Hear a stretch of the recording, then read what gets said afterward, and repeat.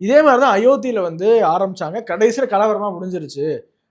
அயோத்தியில நாங்க வந்து ராமர் நீ நேரடியா கலவர சங்கின்னு போடுறாங்கப்பா. கலவர் சங்கிகள் வந்து கலவரத்தை அதனால தான் நாங்க அமல்படுத்தி விட்டால் இதை ஒரு அயோத்தியாக மாற்றி விடுவார்கள் என்பதுதான் அவங்க நான் வந்து என்ன கேட்கிறேன், இங்க வந்து கலவரத்தை தூண்டுவதை நாங்கள் விரும்பவில்லை அப்படின்னு ஒருத்தன் சொல்றான்னு வையேன்.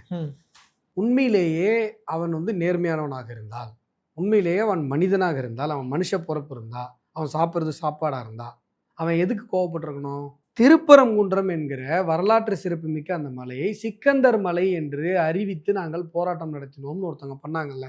அதுக்கு தானே நீங்க ஏன்பா கலவரத்தை தூண்டுறீங்க?